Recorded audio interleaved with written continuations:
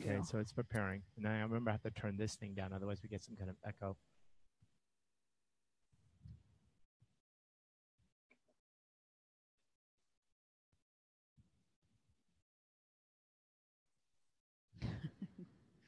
All right, we're live.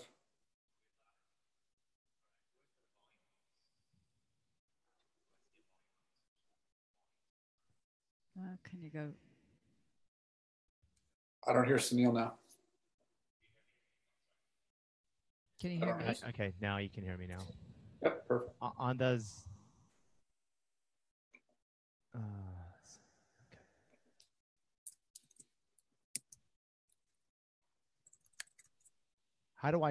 Can you forward that to my list? Do we share, right? We can share that, right? Yeah, you should be able to share it. So you can just go, if you go on to log and share. And then we want to share it to.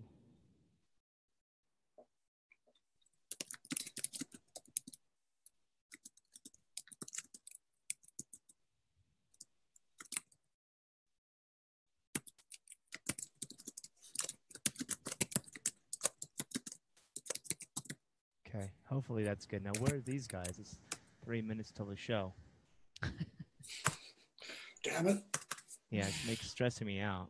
No worries. Hey, all right. Well, we're Facebook Live. Here we go. So if anybody is, let's see, I'm going to share it on mine real fast. If anybody is watching us on Facebook Live, the radio show starts in maybe 3 minutes, maybe 5 minutes.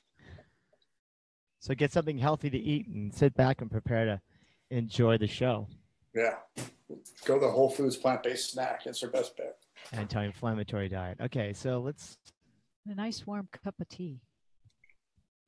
What's that?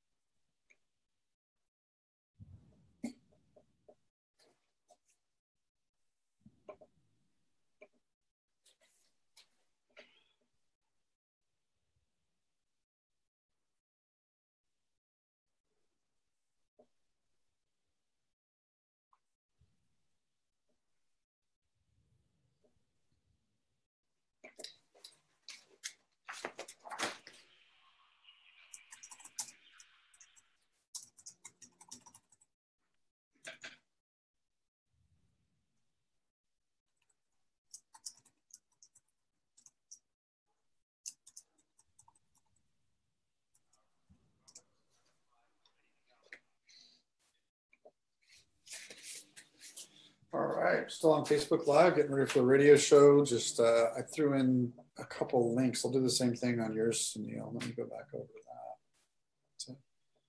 House of Sanjevani.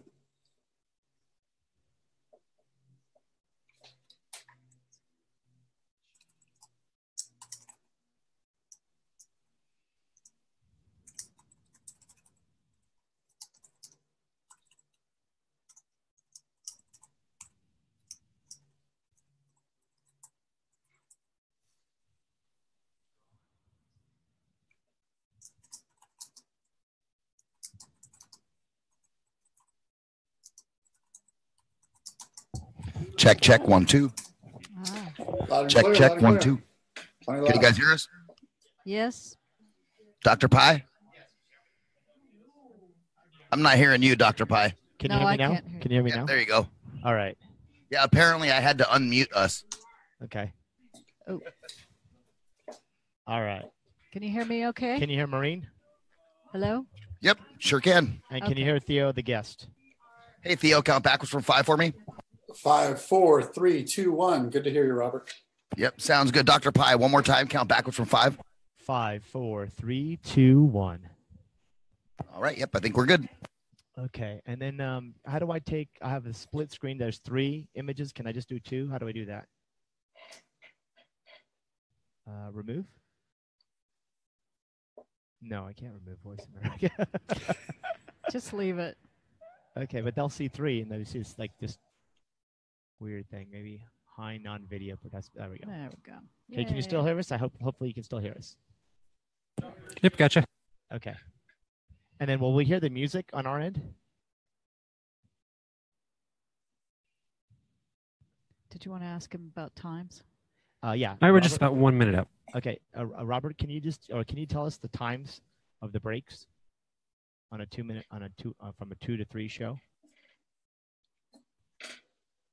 Are you doing 4 segments or 3 segments? 4 segments. It's a 13, a 12, 12, and a 9. But all right, so the breaks are at 15 after, 30 after, 45 after, and then the close at 57. Okay. Hey, Dr. Pi, this is Ryan. On your mixing board, you know where the master output is, the 2 faders on the far right-hand side? Yes, yes. Can you just turn those up just a little bit? Is that better? Yeah, there we go. Okay, all right. You don't hear any hum, do you? Is there gains okay? Nope, yep, it sounds good. I just needed a little bit more volume, but now we're good. All right, good. Great. Awesome.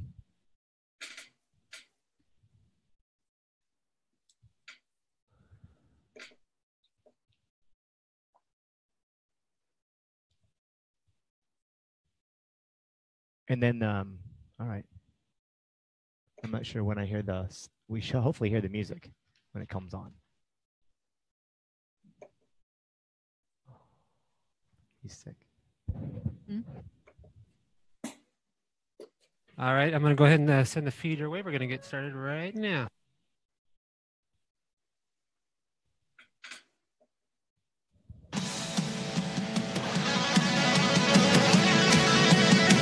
Welcome to Take Back Your Health. Your hosts are Dr. Sunil Pai and Maureen Sutton, who will explain the shocking truths about healthcare, prescription drugs, food and supplement industries. They will help guide you to take back your power and feel great again. Now, here's Dr. Sunil Pai and Maureen Sutton.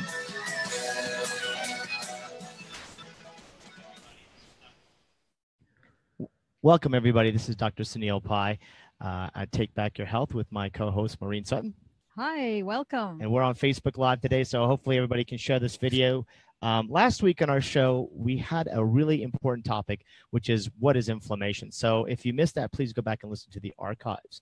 But today we have a very special guest who needs a little bit of introduction, but after you know him, you will need to know more. Theo Hanson is a filmmaker, he's a researcher, he's an educator and communicator. And we've met him in 2014, and he's got a great story. But today we're going to focus on how using a plant-based diet, or more importantly, an anti-inflammatory diet, as I'll call it, an anti-inflammatory diet can help prevent, reverse, and treat almost every single disease. Yet last week we talked about what inflammation is. Today we'll talk about how and what we should be eating. So welcome to the show, Theo. Hey, glad to be on. I feel like a long-time listener, first-time caller. Yes. Always wanted to say that. Yes, great. So tell us a little bit about your story, how we met, and how eating an anti-inflammatory diet has not only changed your life, but really changed your wife's life, and more importantly. Yeah, thank you. So, 2014, I was near morbidly obese. I was 267 pounds. I'd already managed to have a heart attack in my 30s, and then we found out that my wife was diagnosed with breast cancer. And so, sort of fast forward, in 2015, she's cancer-free. At the time, I lost about 85 pounds, would go on to lose 110 and keep it off. But I got to connect with you, Dr. Pai, in San Diego. There was a cancer summit, and there were a lot of great speakers. Sometimes it was hard to connect or understand what some of the content was. But there was this workshop, and it was about the role of food being medicine. And it was a smaller room. And we immediately had a huge problem because they were too many people. And so we ended up taking over, if you remember, 3 workshops. I remember we had to take 3 rooms, yes. 3 rooms, which is continuous, and it was standing room only, and you were the speaker. And so I came up to you just completely blown away. I never even heard the term integrative medicine, and you were speaking from a place as a clinician, as a practicing doctor, where the role of food as medicine is used in your practice. And I literally thought my head was going to explode, my hair was going to catch on fire out of enthusiasm. And so that was April, I think the very last day of March or April 2015. And since then, I think I'm a bit of a stalker, and you can't shake me. Great. So tell us a little bit of a story. I remember when I met you, you showed me some photographs and you're saying, hey, I had a heart attack, and I really didn't believe you because I'm like, how can this guy look so healthy and have a heart attack? Tell us a little bit about your progression in changing your diet to the anti-inflammatory diet. Yeah, I wish I could say it was because I had like a personal wake-up call and decided to take responsibility for my own health. It really was about my wife's diagnosis, and it started on June 25th of 2014. We had an intervention from a friend who had said, "Please, before you start any treatments, come see me." And I knew him as an acquaintance, but I really didn't have a lot of background on what this meeting was going to be about, other than I knew that there was a food and juice portion of the conversation. And we didn't really have a lot of awareness around that space, but we did understand that many diseases are an issue of nutrient deficiency. I mean, I had that kind of awareness, but not much. I mean, I was very much a typical American consumer eating that amazing sad diet. So June 25th, he showed us what he had done for esophageal cancer. And Kim and I left that meeting thinking, I don't really know that we would want to use this as a cancer treatment, but it sure makes sense for your immune system and to get you ready for chemotherapy, radiation, and potential radical surgeries. And lo and behold, Dr. Pai and Maureen, 30 days later, as you know, Kim's tumor was 50% smaller on MRI, and this would continue every 30 days. And so I had originally adopted it with her to support her. And I kind of selfishly thought, I probably would lose a little bit of weight, which I really needed to do because I'd gotten quite large and I was very unhealthy. And so that was really how the on-ramp was. And that's where it sort of started. But it was in its fact an anti-inflammatory diet. That's the very core of what was given to us on June 25th of 2014. And I think the key for the listeners here is that anytime you have a spouse or a friend or family member, the benefit of going to an anti-inflammatory diet is to help every person, right? So yes, it was helpful. You had the motivation because your wife's diagnosis of cancer, but more importantly, I mean, look how much weight you lost. Look at all your parameters and how healthy you are right now. So it's never short of miraculous of what the body can do. The body has the ability to heal itself. And through the right nutrition and the right foods, which we'll talk about today in specifics, of eating an anti-inflammatory diet, everybody should be doing it. There's no reason to not. You want to be sharing this with your entire family. Right. And you don't always have to have a specific reason. You don't have to have the top 15 diseases in America to eat healthy. The idea is that if you're in any of these top 15, which most people have, or will attend to get in the United States, then this is something that is for everybody to listen to today. Yeah. When I first met you, Theo, and your wife, Kim, I think it was like 2016. You both look so healthy. I had no idea that you had been through such a journey. So it was really, really exciting for me to listen to and to understand that, food is your medicine. And if you can, Theo, one of the things that we've been working on together, and I think through a lot of practitioners and a lot of experience, is understanding, moving people towards programs and looking at how, again, can we change the terrain of the individual to become healthier? How do we keep the gut microbiome strong? How do we keep the inflammation down? How do we keep the immune system up? And one of the things that you've discovered or what you've come up with, more scientifically based, is the VITA protocol. Yeah, thank you. I will say that's really important is I think that for people to understand where I'm operating from, and I think that we have a lot of shared value, is that none of us on this radio station, right on the radio session, are anti anything. We're all pro patient outcome. And with that open mind, we're also looking at evidence-based. So we've got to kind of separate between sort of those things that are ancient. And sometimes we say, well, we've done them that way for 1,000 years, they must be good. Or they're super popular at alternative cancer clinics, they must be good. Instead, we have to kind of go back to evidence-based. And so, as you know, the journey for us with cancer would start out with oncology not being receptive to the message, which was strange. Tumor regression on MRI, and yet somehow they don't want to talk about what we're doing and they're telling us to stop it. I just want to start having conversations. So pretty quickly, I got a little bit vocal about it in my research, and then decided I would never go back to work again until I could find the answer. And the answer would end up being complicated, right? I mean, there's a lot of bad science, for lack of a better term, I think. A lot of bad science and fancy marketing, as I would say. And it just keeps rolling on. Yeah. Every day.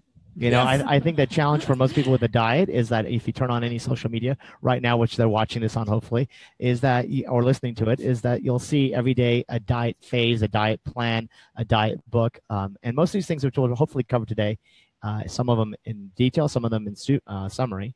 but it's really about looking at what is evidence-based. You know, we're evidence-based. We want to look at what are the gold standards that have been published, that have been peer-reviewed, and actually been proven. Not something that's been, you know, marketed on social media or so-called health gurus on the internet, or just blog sites funded by industry that have different corporate interests in keeping you where you're at, rather than actually you improving your true health.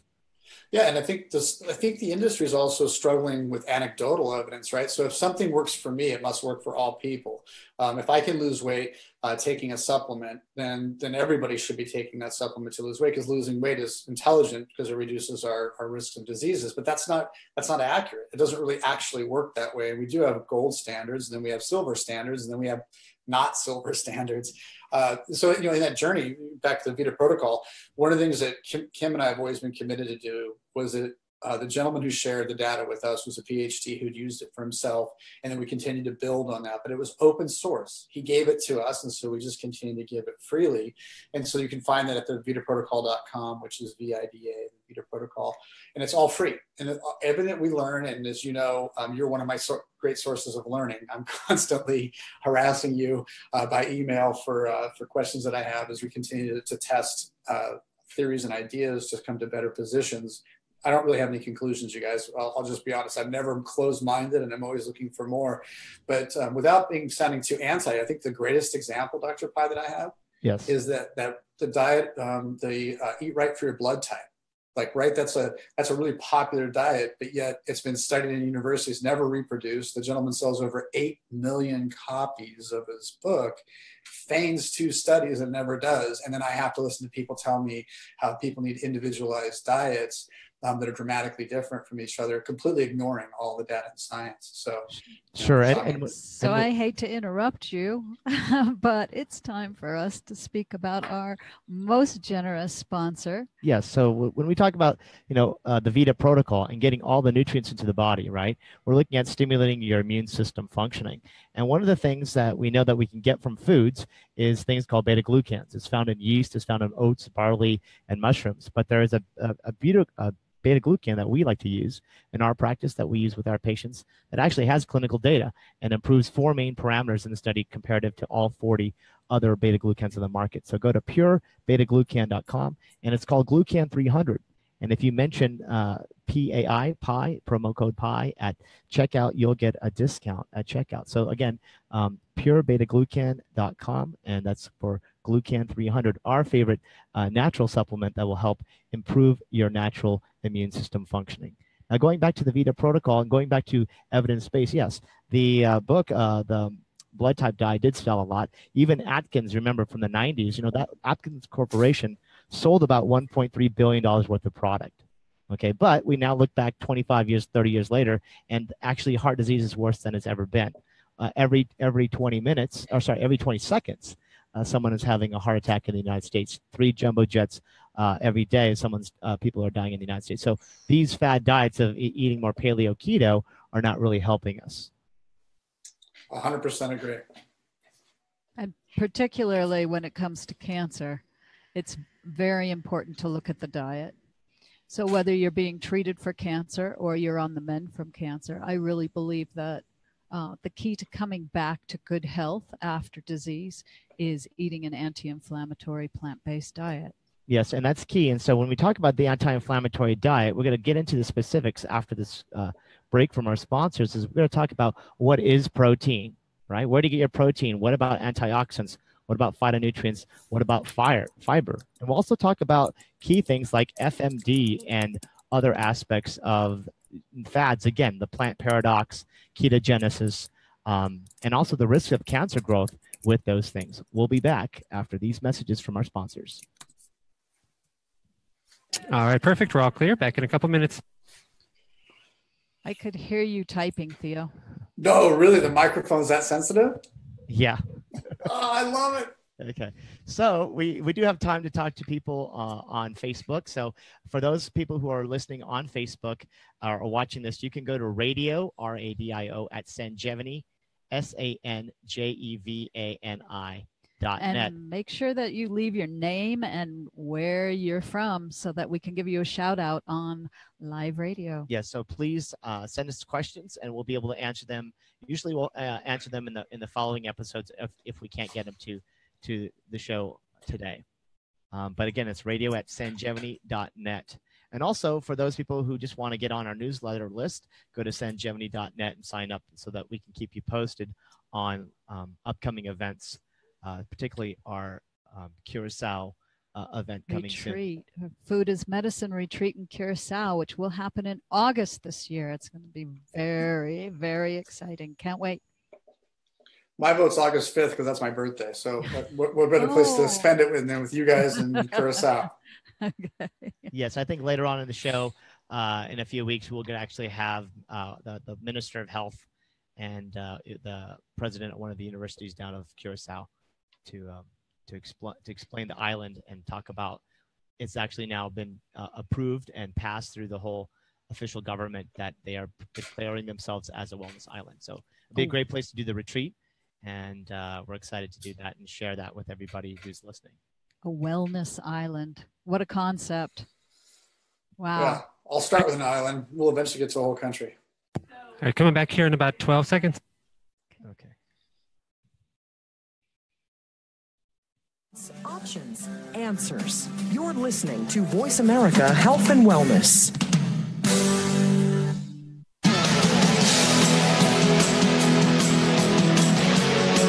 You are tuned in to Take Back Your Health. To reach our program today, call 1-866-472-5792. That's 1-866-472-5792. Or by email to radio@sanjevani.net. That's radio@sanjevani.net. Now, let's return to Take Back Your Health. Welcome back to Take Back Your Health radio show. We're speaking with Theo Hanson about the anti-inflammatory diet. So let's start off, Theo, today with the number one question that we get asked every day and that you see on social media is, well, where do you get your protein? And what is protein? And let's talk about some of the protein myths as well. So go ahead and let the listeners know in a nutshell, what is protein? Yeah, well, I think first I'll drop in with the tried and true responses. Where do the strongest animals on the planet get their protein? The strongest animals. And it's never from eating another animal. It's always from eating plants. So we know that it's available. So 800-pound gorilla eats what? A steak 3 times a day. Oh, no, wait, it doesn't. An It elephant. doesn't. Elephants don't eat elephants. Yeah. A giraffe, a horse, a cow, a rhinoceros, all animals that have large digestive tracts, which humans, we do have 35-foot tract, which we're included, all eat more what we consider a plant diet, believe it or not. And so, but we want to talk a little bit about the plant protein myths, because a lot of people think that, plant proteins are incomplete, they're imbalanced, you're not getting your full amino acids. But we now know that, that's incorrect. That's been proven to be false. All plants have all amino acids. In fact, the only food that you cannot eat or survive on that is lacking in the full amino acid profile is gelatin. And it's interesting that what we get from the hospital when you get out of surgery or you're sick is the first thing they give you is a tray of Jell-O, which is very ironic in my opinion. So also we think of like gelatin broths and gelatin proteins and collagen broths. Again, the only things that you cannot actually have the full amino acids. Some people will say that it's difficult to digest and that we also need to combine foods, but now we also know that we don't need to do that. So explain to the listeners here about protein and also, how is the protein anti-inflammatory or pro-inflammatory? Yeah, thank you. So protein is a macronutrient, right? So we've got carbohydrates, protein, and fats. And then within fats, we break those down. But in protein, we look at it as a macronutrient. It's essential for building muscle mass. And I think, for us, again, we find there's a fixation. We think that we have to be protein dominant, and the gold standards in diet show the exact opposite, that a lower protein diet helps to downregulate certain gene expressions that tend to get stuck for some people that are cancer causing and others.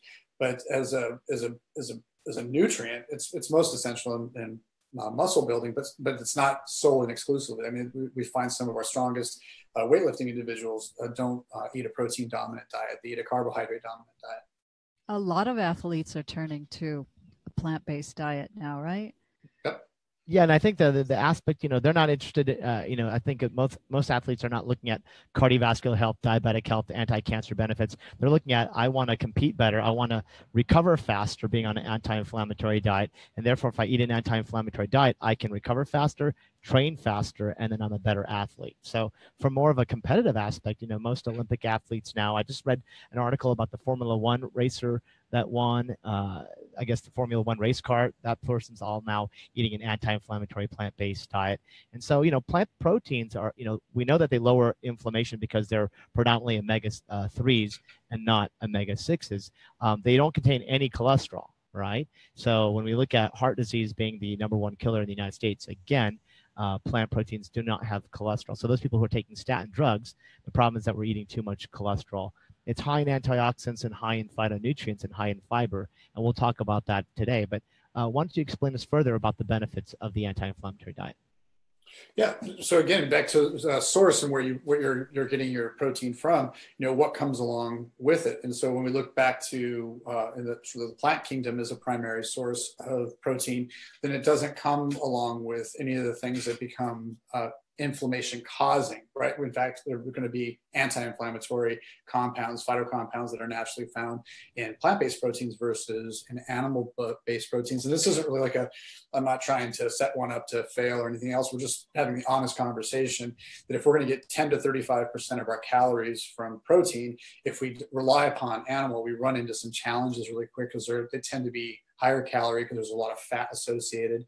We don't need dietary cholesterol, and we definitely don't need omega-6s. I think that we look at the history of humanity, and many of our foods had a 1-to-1 ratio between omega-3 and omega-6.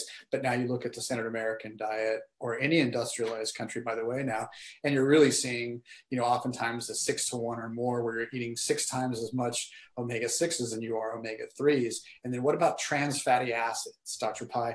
On trans fatty acids, how many of those are in the plant-based proteins? None. None. How many of them are in animal-based proteins? That's the source, right? Cook it up, and then you got your trans fatty acids. And what people don't realize is that when we talk about, I think there's an argument that people say, well, I'm eating cleaner food or I'm going back. In my book, An Inflammation Nation, I actually show the data where when we look at, say, a grass-fed egg or a grass-fed beef, it's still a 3-to-1 ratio for eggs and a 4-to-1 ratio of omega-6 to 3. So it's still pro-inflammatory foods. But now, since 97% of all food in the United States is factory farmed, right? So that now the standard egg that someone just goes to the big box store or the breakfast place down the street, that's a 20-to-1 ratio, 20 omega-6s to 1 omega-3. And then the beef is now a 24-to-1 ratio. So as I mentioned to all my patients, you're no longer, you are what you eat. You are what you eat is eating. And that's what's changed. We've become an inflammation nation by the way the food production is. So still eating cleaner. What it's eating and how it's raised. How it's raised. What conditions it's raised. And a lot of people think that just eating clean is the way out. No, eating clean is good at getting less chemicals, and organic, is better than non-organic, less GMOs, less pesticides, herbicides, and hormones. But it's still not the full answer because you're still on a pro-inflammatory diet. Absolutely. And especially in a processed food system like we have, look at all of the food additives, the food preservatives, the anticoagulators, the dryers, all those different food additives, many of which are illegal in most other countries. And look at how those are inflammatory. They create an inflammation response. So it's not just protein too, right? It's like we have to look at everything that we're eating and where is it coming from. And that's when we start having the conversation about a whole foods plant-based diet. And then we start looking at the groups of people like the Adventist 2 study, Dr. Hans Deal and his work as the epidemiologist on that. And you look at the works of Esselstyn, Ornish, Furman, and others. And we keep seeing the same thing over and over again. There's a diet that's the gold standard of preventative, and there's a diet that's the gold standard of disease reversal. And I don't know if you're familiar with the recent work at Kaiser Permanente, which is 25. Let's see, they have 8 million. They have 8 million patients and 25,000 practitioners, and they've now begun to do their own internal studies over cost savings for patients to promote to patients changing their source of protein and looking at a whole foods plant-based diet that is modest in protein. For some reason, we have this protein fixation. I would love all of my friends who think that I'm not getting enough protein to explain to me how I went being from fat and sick to being able to compete in a Spartan event and be able to outperform people. I'm 48. I'll be 49 this year. And I literally feel the best I've felt since my early 20s. I can run, jump, do all those great things. And by the way, if anybody's out there and you're thinking about your romantic life, I will say this, a lower protein, whole foods, plant-based diet and sexual athleticism go hand in hand. I know that's controversial. No, absolutely. Because actually, I think there's going to be a documentary coming soon on that, is that when we look at erectile dysfunction, is just the relationship of coronary plaque in the vessels, right? In the small, in the tinier vessels, in the more important places for us men. And so how we reverse that is actually by when we improve our cardiovascular disease, we improve erectile dysfunction. So one thing, if you're not an athlete, but everybody wants to improve their vigor and stamina and sexual drive, I think eating an anti-inflammatory diet is key. Now, can you explain a little bit about antioxidants and phytonutrients? Because a lot of people miss those aspects as well.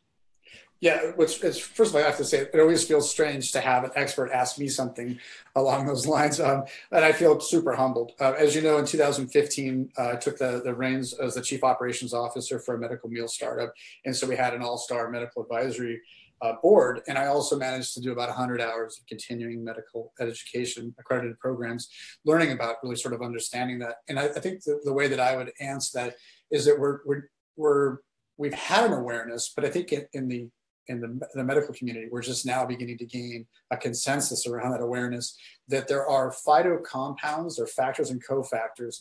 And when we eat food in its whole form, right, then we're going to get all these nutrients that have a relationship to each other that also affect absorbability. But many of these are anti-angiogenic and they're antioxidants, right? So when we eat these things, they bring all that down. They change our aging. We can actually extend our life by the foods that we eat. And we can also slow down tumor genesis. And if you can explain what antiogenic is to the listeners. Oh, yes. For those who may not know these scientific terms that you're.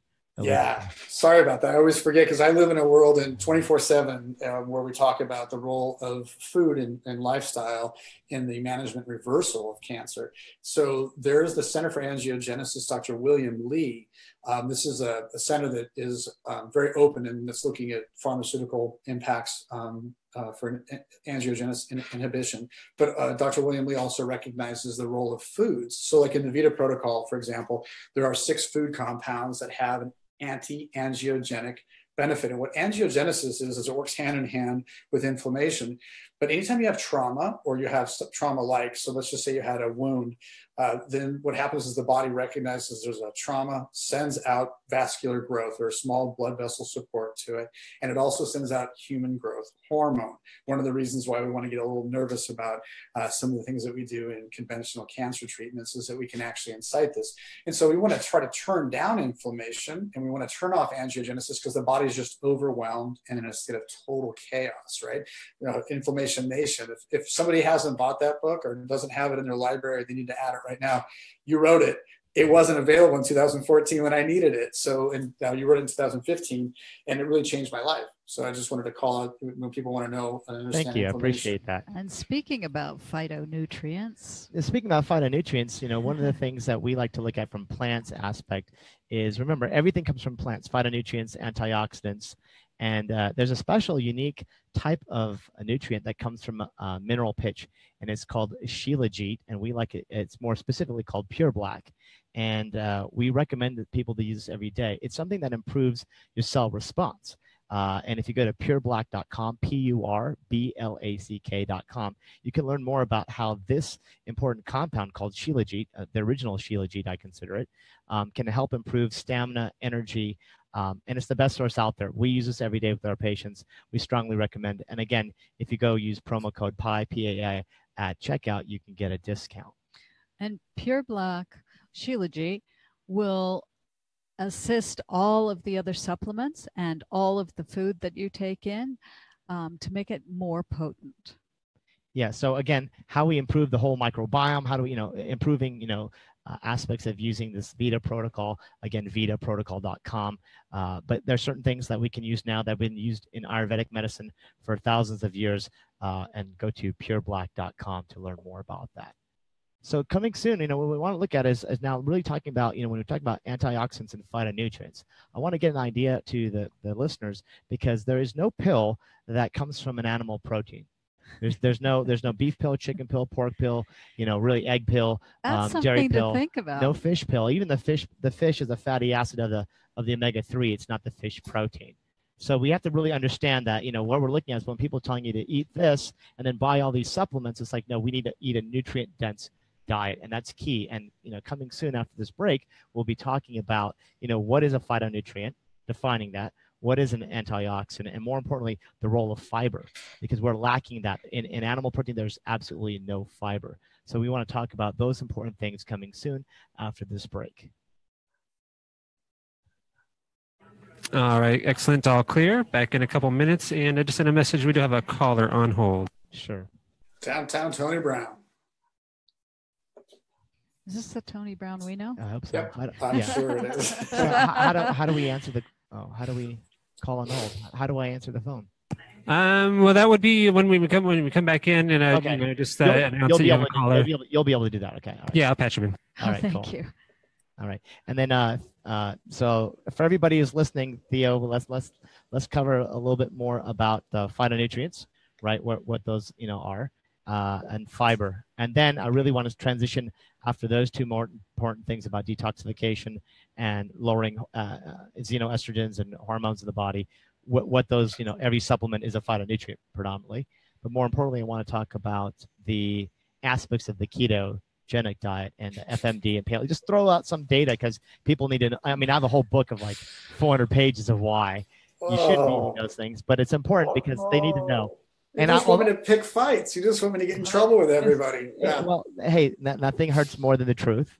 And that's what it is, the truth and evidence. I know that science is on its way out and facts are not really respected anymore, but we're outcomes based, and how we treat our patients is by looking at the evidence, and we're not fancy marketing or we're not, foo-foo medicine. We're actually, we improve our outcomes with everybody. And that's our goal. It's not saying this is better than that. It's like, how do you change the terrain? And I think the listeners and everybody on Facebook need to understand that it is not a simple magic bullet. It's a whole comprehensive lifestyle change. And this is the most important fundamental aspect of change is the diet. Yeah, for sure. And again, I think back to, do you want to say phytonutrients for when we're back on air? I mean, yeah. Can I just say one thing? Yeah, for sure. Please. In Ayurvedic medicine, the physical body is made up of food. So if you think about that, food, of course, is going to be your medicine. It's what you're made of. It's whatever you're eating is what you're made of. Yeah. And I think it was, it might've been Esselstyn. One of the leading doctors said, there is no moderation in diet. Food is either your medicine or it's your poison, but it's not benign. Right. Absolutely. No, I'm so sorry to interrupt, but we are coming back. Okay.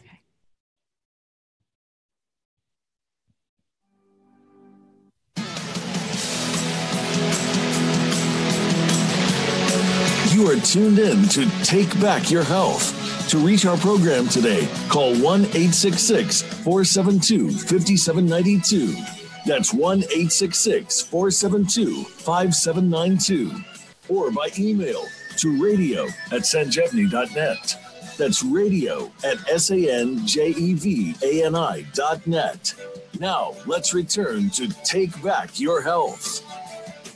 Okay, we're back today, and we have a caller online, Tony Brown. Let's hear what Tony has to say. What's your question, Tony? Good afternoon, Dr. Pi. Hello, Maureen. Hi, Tony. Good afternoon, Tony. How you doing? It is the Tony Brown, the infamous Tony Brown. How you doing, sir? What's your question? How can we help you today? Well, it's not a question, but I just wanted to say hello to your guest and his lovely wife as well, Kimberly, when he goes back to Costa Rica, and give her a hug. And I just want to, tell your listeners that you people know what you're talking about. I'm a neophyte. I just by happenstance, I met you, and I know I found that for a fact what you say is true. I have your book. And Theo, he knows what he's talking about. It's clear, that man knows what he's talking about. So Tony, can you tell the listeners a little bit about your story, just in a brief 30 seconds? Tell them a little bit about, your ex-military, you're retired, a little bit about how the changes of the anti-inflammatory diet helped you. Well, it was amazing for me, actually. A year ago, October, I was 296 pounds. we started, my wife and I, she joined me on the plant-based diet, and just cut to the chase. I'm at 251 right now. Awesome. Yes. And I'm just, I'm taking it slow and easy, and it's not coming back on. That's what I like about it. You know what I'm saying? That's how you do it. The first time that's happened. Wonderful. I appreciate your call. And keep it up. We'll definitely be in touch, and let's continue on with understanding what phytonutrients are. Yeah, so, I want to give a quick shout out too, because that's downtown Tony Brown that's on the phone, man. I love downtown Tony Brown. Hey, I do love it. I miss you. I look forward to seeing you guys again soon. And thanks for calling in. I really appreciate that, Tony. And I'll be in touch with you too, Dr. Pi. Yes. About that other issue. Sure. Very soon. I had to get that together. But thank you. Right. I just want to say thank you, and to the listeners. Please pay attention, and these folks know what they're talking about, and they have my blessings and peace to everybody. Yeah, thank you, Shout Tony. out to your beautiful wife, too.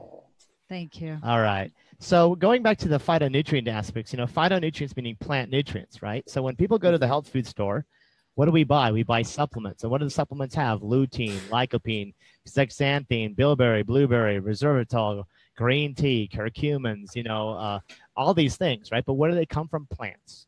That's right. Right. So really, we want to get as much of those things from the diet, because supplements supplement the diet, but they never replace the diet. So that's why we always want to push the foundation of eating an anti-inflammatory diet first, and then adding things that might be needed due to deficiency or special added circumstances due to a specific health condition. We do have minerals from the earth as well. Absolutely. But you're still not getting a cow pill or a pig pill. Yeah. Yeah. I don't recommend eating a salt lick. I think we should just get it from our food. Yeah, but a phytonutrient, it's a phyto meaning plant, right? And so it's we're deriving it from a plant, but a plant's getting it from the soil, and then obviously we see some bacteria as well. But it's uptake, and then we have this incredible photosynthesis thing that happens with plants, in which they turn the energy to the sun, and then we get to eat that, or we could eat something that's not like that, like a packaged food or others. But you were asking earlier, the role of phytonutrients. They are antioxidant, they're anti-inflammatory, they enhance immunity, they're how intercellular communication even functions. They repair DNA, right, that gets damaged from toxins, and it's how we detoxify from carcinogens or cancer-causing compounds. But more importantly, too, is one of those that's like our sense of well-being, the modulating of or metabolizing of estrogens. I mean, that's what phytocompounds are the best at doing that, far better than a prescription drug. And then how does the role of fiber play? Fiber. This has been a fun one for you and I. So fiber is for me, one of the things that I really care about is it's prebiotic. Is that we used to think of fiber as being a sweeper, that it had this really great role in motility, intestinal motility, and helping us to eliminate well. But as it also turns out, the reason we eliminate so well from it is it's actually food. We're great hosts. We're more something else than we are human, as it turns out to be, as we're learning more about the microbiome. But we're woefully low on fiber in the United States and in all industrialized countries. When you eat an animal dominant diet or a convenience diet, you're very low in fiber. And people need to be at least 25 to 30 grams. And we had a conversation earlier about looking, I think your target now is like closer to 40 grams of fiber, right? Closer to 40 grams, because the average person's having about 7 to 12 grams in the standard American diet. And so what we understand is that the fiber is what actually binds after hormones and toxins, preservatives, chemicals, everything goes to the liver. It gets bound to the bile. It goes into the small intestine, gets bound to fiber, and fiber is what actually helps excrete these things out. And if we don't have enough fiber, then it's called enterohepatic circulation, where it just recycles. All these chemicals recycle. So when people don't have a bowel movement every 2 days, 3 days, 5 days, every 7 days now in certain parts of the country, how can you live? Then that's why we see the high risk of colon cancer now being number 3, and just people feeling toxic, feeling overweight, heavy. These pro-inflammatory triggers also then are recycling, so it's amplifying their inflammatory problems, right? So we need to have that fiber, but fiber only comes from plants. Hey, Theo, you were talking about it being a prebiotic, fiber being a prebiotic. Can you talk a little bit more about that? I think that's very important for our microbiome. Yeah, absolutely. I think we've learned more probably in the last 24 months about the microbiome than perhaps that we did maybe even in the last 10 years. And we're looking and realizing that we can change the terrain, our whole health terrain, but specifically our gut terrain. You can change that in 2 or 3 days worth of eating. You can harm yourself. You can build yourself, but by eating a high fiber diet, what you're going to do is you're going to feed what we consider to be sort of like the good biota. I don't think that we really understand what is good and bad other than we know when we have pathogens. But we used to call much of the biota commensal, meaning that it had really no purpose. It just happened to be there and we just didn't know what it was. As it turns out, these are major immune modulators. Our immune system is at its best when there's a good balance of diversity and that there's a quantity.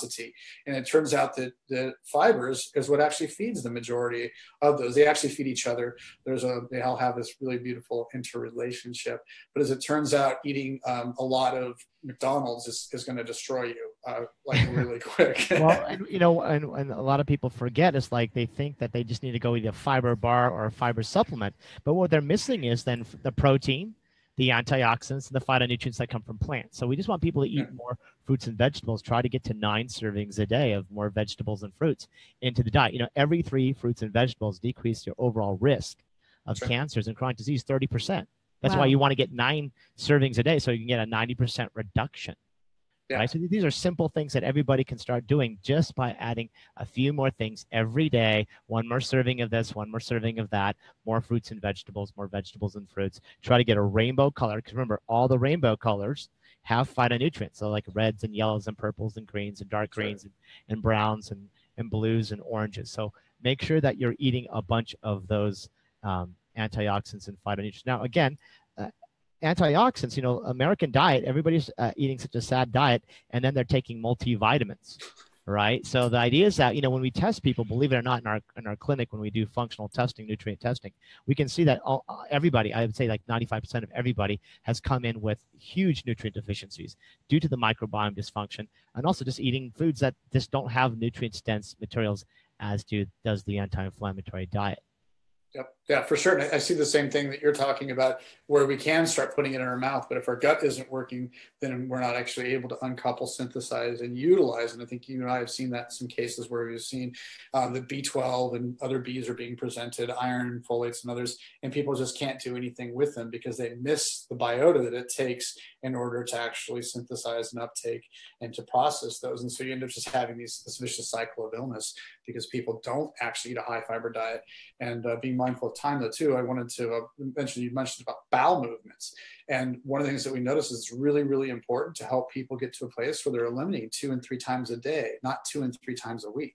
No, and in fact, one of the research studies that came out on estrogen-positive breast cancer women and looking at recurrence rates, and one of the major factors on lowering the recurrence rate is the women who have 2 to 3 bowel movements, normal, well-formed today, actually have the lowest risk of recurrence because they're excreting out this excess hormone, whether they're on a tamoxifen type drug or not, or they're taking phytoestrogens from plants, which are protective. We'll talk about that in another segment sometime, but the aspect of the fiber helps remove that. And as women had less bowel movements, so every day, once a day, every other day, every 3 days, every 4 days, every 5 days, their increased risk of their estrogen-positive breast cancer was phenomenal. It was very significant. So very, very key to eat more fruits and vegetables. Not to mention environmental toxins and other toxins that you're excreting out. Now, Theo, can you mention a little bit about fats now? Because, a lot of people are telling everybody to eat more, eat fat, but there's a difference between actually types of fat, plant fats. And I know before we go to the next segment, just touch on a little bit about fats. Yeah. Again, we're protein fixated, fat fixated, and we're anti-carb. And we actually rank the least healthiest among industrialized countries. We're super crap because we have it all backwards. It's all flipped. As it turns out, fats, when we eat them from like the sort of animal products, they're always going to be high in poisons, carcinogens, like things that cause cancer. And when we look at fats in the animal kingdom, the plant kingdom instead, and we start looking at those all have healing properties that are associated. And what we find is that we don't need a lot of fat. The cholesterol, we're cholesterol manufacturers. Our body produces its own cholesterol, the myelin in our brain, but we run around and we take all of these weird chemicals, drugs, to treat all these symptoms because we want to stay on a high fat, high protein diet, right? So if we would actually just go to a low protein, a moderate protein, low fat diet, we would actually find that we produce healthier cholesterol, the type of cholesterol it is, and even our cognitive function improves. It doesn't decrease. And so I think we have a fixation, but for us, we look at fats that are in plants again, and lots of seeds are going to be good on those. Some nuts, you can look at legumes and others, and you can get tons of fat if that's what you're looking for. So and it's the fats and the bones that hold the toxins. Correct. In the animals, yeah. Only in the animals. Yeah. So what we want to look at is, remember, you want to avoid animal fats like bacon, lard, those kind of things like that. Even butter. You can move to clarified butter if you want to lower your risk factors, and you want to move towards avocados and some seeds and some nuts and a little bit of olive oil, not too much. Okay. So after this break from our sponsors, we're going to get into the fad diets, right? We're going to talk a little bit about the real data on morbidity and mortality, what is causing people to die. And we'll be talking about the paleo, the keto, the FMD, and the paradoxing diets, and actually the misinformation that's being out there. So we'll be talking about what is the fad diets when we come back. Save the best for last. Oh. All right, good. I'll clear back in 2. Yeah, this next segment will be awesome. We should label this how to lose friends and not influence people by talking about their favorite diet and their bad habits. Oh, darn it. Yeah, we've lost a lot of friends, but the thing is, that's not my issue. It's I want friends that are happy and healthy and are not, comorbid, going down this slow decline. And we've seen people slowly decline. And it's hard to see friends and family members who slowly decline due to their diet and lifestyle. But there's partly it's like, I want to be around healthy, happy people. And I want to help as many people get healthy and happy. But if they don't want to be on that train, they don't have to get on the train. Yeah, for sure. I remember when I was a kid, I was 12 years old when I went on a plant-based diet, became vegetarian. And, that was considered a fad diet back then. But it has not changed. It has only escalated now. More and more people have become vegetarian and vegan. Yeah, and I'm again, for all the listeners that might be on Facebook Live or that catch this as a recording later, I'm not, if people want to do something, that's fine. But I want to separate facts from feelings, right? So when we're talking about a cancer diagnosis, we got to set our feelings aside, propaganda aside, and we've got to go to where the evidence takes us. And it's not like it's not there. That's the crazy part. But on oncology, and I definitely want you to say this on the air, because it's important that they understand the data that is there, because everybody's like, oh, well, we just got to publish some book and talk about something that's not evidence-based and make it, bestseller. We need to kind of explain that more to the listener. So save that aspect for a few seconds here. Yeah, we got to hire an advertising company to figure out how we can actually make money telling the truth. Because the funny part of the truth is like what do you do? Like, eat more plants, and you call that a book title? I mean, like, it's really tough. Yeah, I know. All right. But 10 seconds. 10 seconds.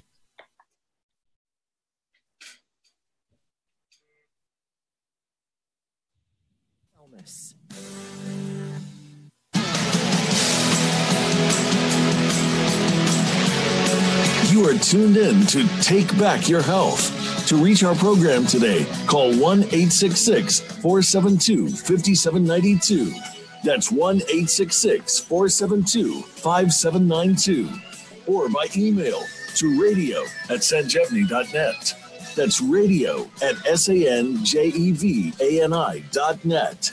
Now, let's return to Take Back Your Health. All right, we're back. Welcome back. And now we're going to talk about the most controversial part of the show, which is debunking all the fad diets that you see, paleo, keto.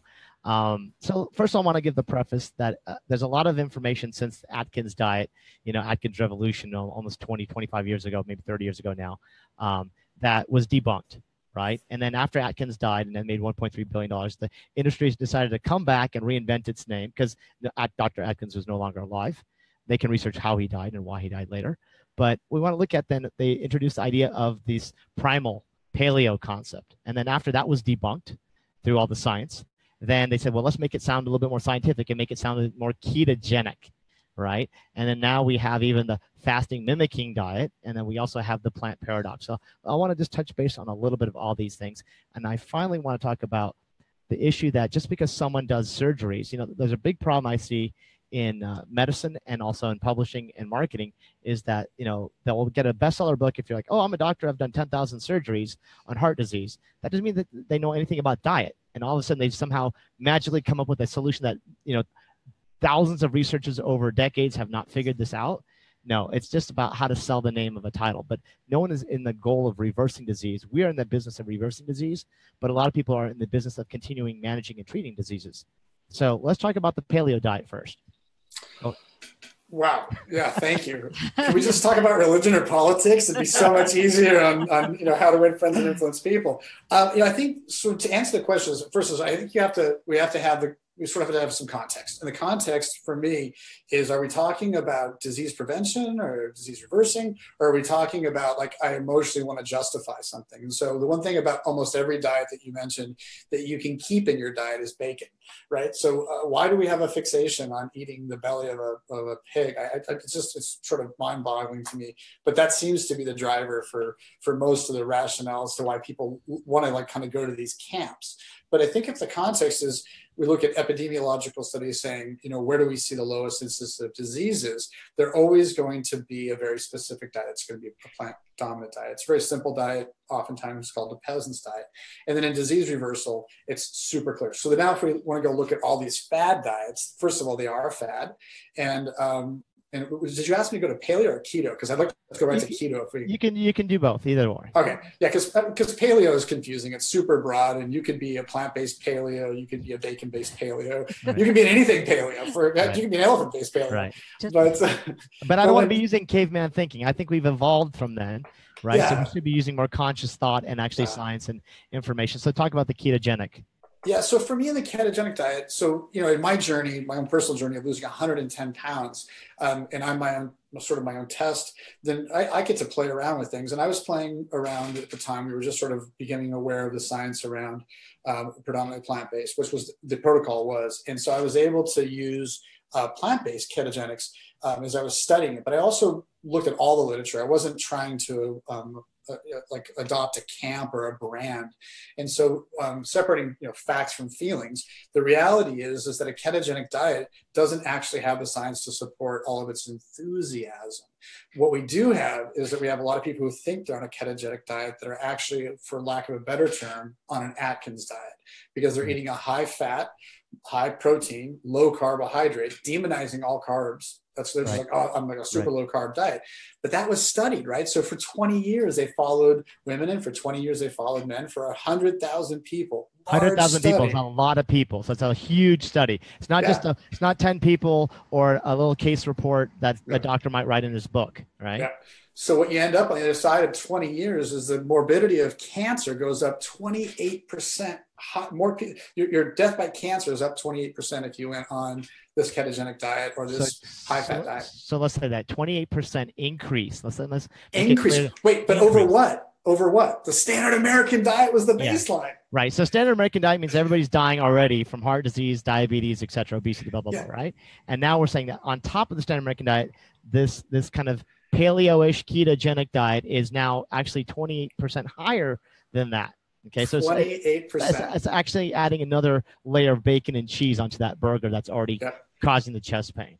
And this is where listeners who are mad at me right now are going to get excited for a second. So what happens in that study if they broke the group out and looked at people who were vegetarians that were practicing ketogenic on a plant-based diet? Guess what? What happens? Cancer goes below the standard American threshold. So you actually reduce your all overall mortality and mortality rate related to cancer. So all of a sudden, like, look, it's an anti-cancer diet. Well, compared to what? A standard American diet, or compared to the gold standard? Because it doesn't hold next to the gold standard, but it's definitely, I guess, a step in the right direction from a standard American diet. But why would you go around promoting that? Like, I don't understand. That's the gap that I have in a ketogenic diet. And nobody that I know actually takes and looks at their ketotic state or is measuring their ketones on a daily basis. Right. And if they do, what the data has showed is so far is that there's actually ketones can actually fuel growth and metastasis, right? So 2.5 times increase in cancer growth, and without the angiogenesis. So it actually uses the fuel without actually growing the blood vessels to the tumor. And in certain cases and certain types of cancers, it can increase the metastasis tenfold. Yep. right? So everybody's like, oh, go to a ketogenic diet. You're trying to starve the cancer, the Warburg effect. But now we're understanding that there's something called the reverse Warburg effect. And remember, cancer is a little bit smarter than most people. It's really smart. That's why it's a very difficult thing to treat. So we have to look at how to tune down this fuel, and it's not just bypassing the glucose, which we should be reducing. It's also by avoiding this. So if you can briefly, since we're running out of time coming soon, talk a little bit about the plant paradox, about lectins, if you can. I know that book's been debunked, and those people can actually look up on Google. Let's talk about lectins. And lectins, you know, like Lectins, everybody thinks that you please. can't have lectins, and Dr. Gundry's Everywhere book I go, has everyone's been, saying, "Oh, I can't eat this. I Yeah. can't eat that because of the lectins." in yeah. it." So any comments on that? Yeah, it's called myopic. That's the word, myopic. It's the word of the day. Be myopic, be reductionist, look at a single mechanism, and that's how you start thinking about glucose inhibition through ketogenic diets. That's how you start looking at removing lectins because they're the devil. But if you go upstream from every symptom, we'll actually go to root cause, right? Or we'll go to multifactorial causes if we go upstream. So if we go upstream, leaky gut and lectins have a relationship. If you have a poor digestive system, then lectins can be aggravating to you, but it doesn't mean a lectin was bad. Go deal with your issue. It's like saying, I don't eat pizza because it makes me, burp at night and throw up. So I just don't eat pizza. Well, how about I actually deal with the fact that I might have a hiatal hernia, or that I have some kind of GERD or some kind of acid reflux. Or I might be eating a pro-inflammatory diet rather than an anti-inflammatory diet, right? Yeah, and that was me, you guys. I used to lay in bed every night after a good, a ridiculous amount of eating and drinking, and I would have my digestive, all that was in my stomach would come up my mouth and nose while I was asleep, so I drowned in my own sleep. That's a horrible visual. Yeah. Thank and you. it goes away so fast. That's the crazy part about it, right? When we let go of all that, it all comes back to us super quickly. So when you talk about those diets, it's just being myopic. You're just being reductionist. I heard Dr. Seyfried, talking about glucose inhibition. So excited, about it. I was like, okay, so glucose is bad? Like all of a sudden, like one of our, like the primary building block in our fuel system, it's the devil. It's like, but it sells really well. Right. And so what I want to let the listeners know is that you need to be eating an anti-inflammatory, whole food, plant-based diet. Okay.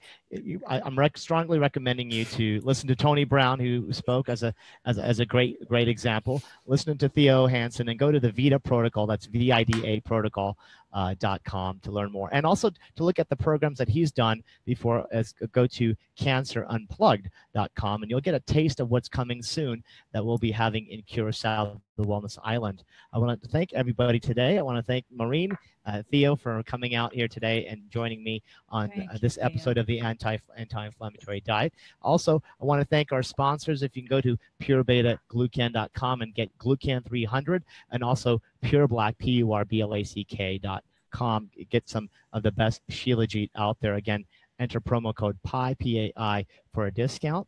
And everybody, again, go to aninflammationnation.com if you want to get the definitive guide of understanding anti-inflammatories and plant-based diets. And until next week, best of health. All right, great show. Good job. We're all clear. All right. Oh, we didn't record. What do you mean we didn't record? Oh, no. What do you mean we didn't record? We didn't record. Zoom. Didn't record Zoom. Zoom wasn't recording? No. Oh, yeah, man. but Facebook should have, Facebook Live should record, or is it too big? I'm not sure. The Facebook Live, if it was on Facebook Live, it's as a post, it should be recorded there. You could go back and watch it on Facebook Live, yeah. Oh, I forgot to hit the Zoom record button. You got to get a checklist on the computer. And we are still live right on Facebook. We are still live on Facebook. So while we're still live, I think that one of the things I'd love to say to our Facebook listeners, or anybody who would watch this later, is Dr. Pai and Maureen, I want to thank you both from the bottom of my heart for what you guys do. Because in 2014, Kim and I it was dark. There was just there's no knowledge, there's no information. And then you fast forward to today, and the resources that you guys have created, the targeted supplements, the knowledge that you share. I mean, all these things are super important. But I wanted to pause and just thank you guys and recognize you for your role. Thank you. Where Kim and I are learning in our service to others. That's our goal is just to start changing everybody one at a time. Lifestyle changes, Yeah. and really, everybody becomes their own healer, right? You're the captain of your own ship. Yeah. We are. And thank you. That's a really good, important part is I think that we have, you said, take back your health is the purpose of the show. And I think that that's something that I hope all the listeners would gather from is like, stop misplacing your trust. Like if we had more time, I would have shared the disgusting statistics that we have in the United States. We all think we have a great medical system. We all think that we have all these great benefits, and we're ranking like dead last. I mean, we shared that I shared that on week. the first episode. Yeah. But and we didn't get to even cover the the how the anti-inflammatory diet affects reduction in diabetes, heart disease. It actually is the only diet that actually I didn't get to talk about this, reverses the coronary plaque in someone's arteries. So on camera. Drugs don't do that, right? Drugs don't do that. Statins don't do that. Bypass and stents open up. But the only thing that actually better than any medicine you can take. It's key. And we have stuff to actually help encourage that reduction as the lifestyle changes occur. But really, nothing is stronger than the anti-inflammatory diet. You are what you eat. At the end of the day, there's no side effects. What's the side effect to eating an excellent diet? Right. Well, and I think what's wonderful is this kind of conversation goes on. And next thing we'll do is have a retreat in Curacao and be able to speak to another group of people who are fascinated by the subject and change their lives. Yeah, for sure. And you guys, it has been life-changing. I tell you, like losing 110 pounds and holding the majority of that weight off effortlessly is so rewarding, right? It feels so good to actually be able to just live and not worry about, I don't think about like, am I eating? Am I going to get fat from what am I eating? I don't have to like deny myself anything. When you go to a whole foods plant-based, that's nutrient diverse and nutrient dense, colorful, you have a hard time sometimes eating enough. Right. Yeah, right. And for me, eating a whole food plant-based diet brought me back to life. Yeah. So it is. So I want to also mention to everybody to go to our Facebook page at House of Sanjevani, and please give us a like. I need to get my likes up because once we get our likes up, we're gonna be able to get like big.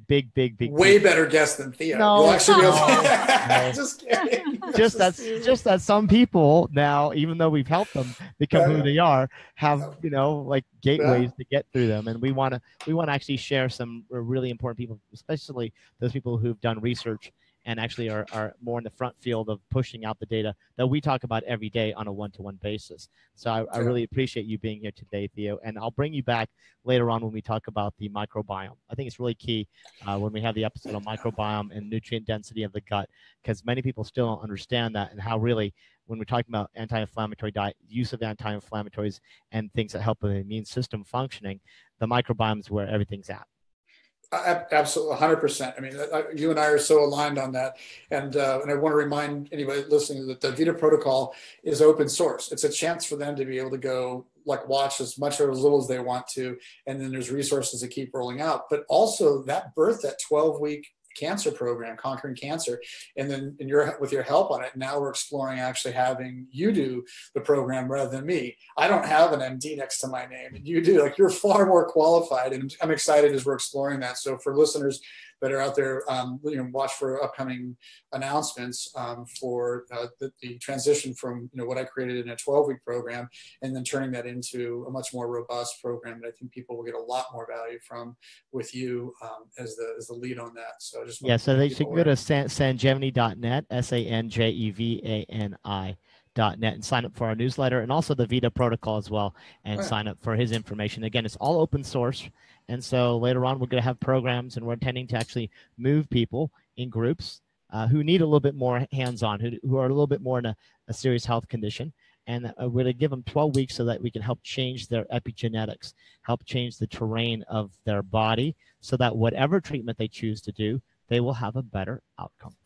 And can we talk a little bit about what's coming up next? Yeah, so next week, I forgot to talk about what's coming next week.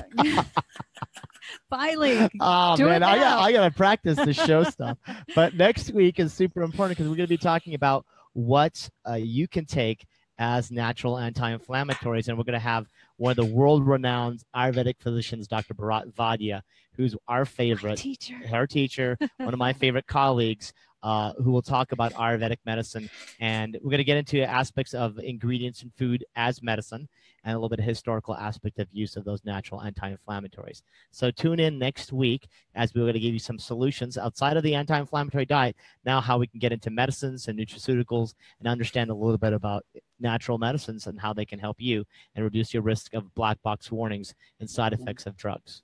Yeah, and as I think most everyone knows, I'm pretty anti-supplement. I'm the guy who's like, stop, redirect your money, all those kinds of things. I have to say that the VoiceAmerica SR has won me over, hands down. I mean, you can, like, everyone who takes it, everybody has the same sort of like response under survey about deeper sleep, less body pain, physical pain, reduction in inflammation. So again, I'm always nervous about giving somebody a tool without making sure that the input on the upstream. But I do want to give you a shout out and a total endorsement. I am blown away. I mean, I'm absolutely hands down. There's nothing. It outperforms NSAIDs. I'm a person who used to take pain reliever a long time ago, and I don't do any NSAIDs, especially after reading your book. I'm like, and it's totally safe, completely natural. Clinical studies, patented ingredients. Yeah, we'll talk about, and then also, and then next week's show we'll kind of debunking the myth of supplements, so that this is 25 times, 185 times more absorbable. That's just fancy marketing. We might get to the data, the potency, the purity, the safety, the efficacies. That's kind of our mantra here. Yeah, ask the portable toilet clean out guy how much of those vitamins make it up into your body, because when they go clean those toilets out and they pump them out through the screen, and the screen is like just gallons of like undigested supplements. It's like it's so important. But you know what I never heard anybody say? It was, there was gallons of undigested salad. Like that just isn't true. So supplement wisely for sure. And, sure. All right. So thanks everybody here on Facebook Live. We appreciate you. Again, like us on Facebook, share this with your family and friends. If anybody misses the episodes, go back and listen to the archives. It's also available on iTunes as well. Best of health to everyone. Best of health to everybody, and we'll see you next week. Hi, Kim. Okay. I'll let her know. All right, guys. All right. Thanks. Bye-bye.